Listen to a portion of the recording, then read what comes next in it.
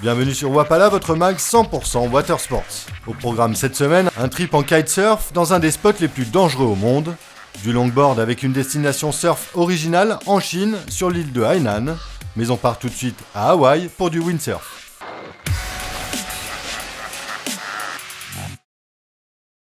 Hawaï, île de Maui, plage d'Ukipa, la Mecque du windsurf international. Cette petite plage de quelques mètres de large donne accès à ce spot mythique qui a vu se développer la planche à voile depuis les années 80. En cette fin octobre, Ukipa accueillait la dernière étape de l'American Windsurf Tour, le circuit pro américain. Pour le moins chanceux, les organisateurs ont pu s'appuyer sur des conditions de vent et de vagues parfaites pendant toute la compétition.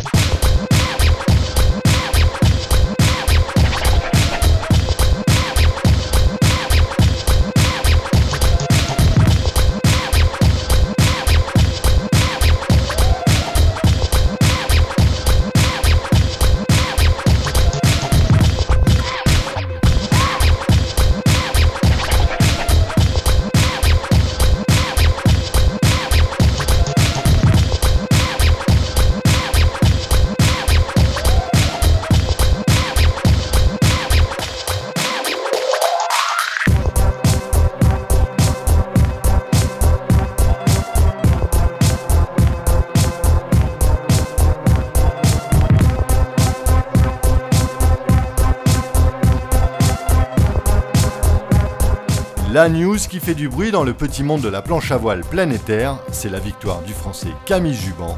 Le Guadeloupéen a réussi l'exploit de battre les Hawaïens chez eux sur un spot mythique. Face à lui en finale des pointures, l'Hawaïen Kai Kachadorian, qui navigue ici depuis 20 ans, l'autre local Joe Stone, le père du freestyle moderne qui a inventé la plupart des figures actuelles, et enfin le Brésilien Marcilio Brown qui fait partie de la jeune génération.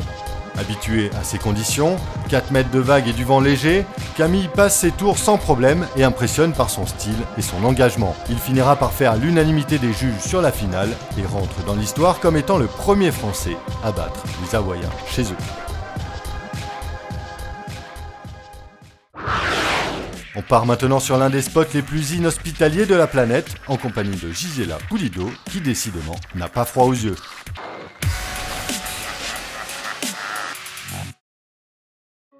On ne présente plus Gisela Pulido. À seulement 17 ans, la jeune Espagnole a déjà gagné 6 titres de championne du monde en kitesurf freestyle.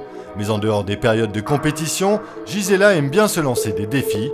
Après une course contre un ferry ultra rapide de 40 tonnes sur le détroit de Gibraltar, la jeune surdouée s'attaque à une grande première mondiale, naviguer dans les eaux dangereuses des 12 apôtres.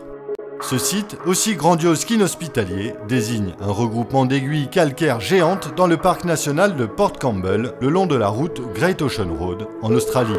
Très redouté des navigateurs, ce spot n'avait encore jamais été pratiqué en kitesurf.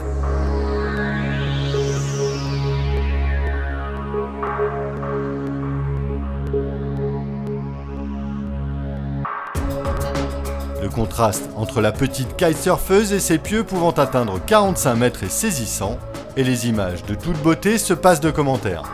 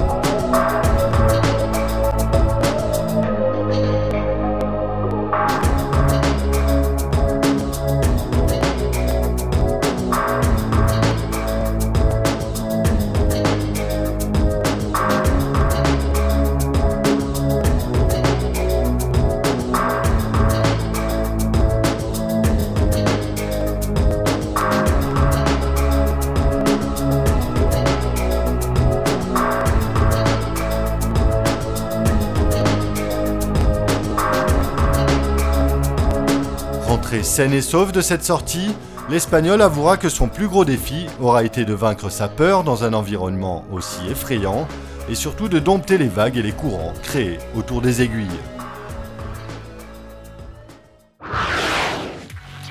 Sans transition, du longboard avec une destination surf originale en Chine sur l'île de Hainan.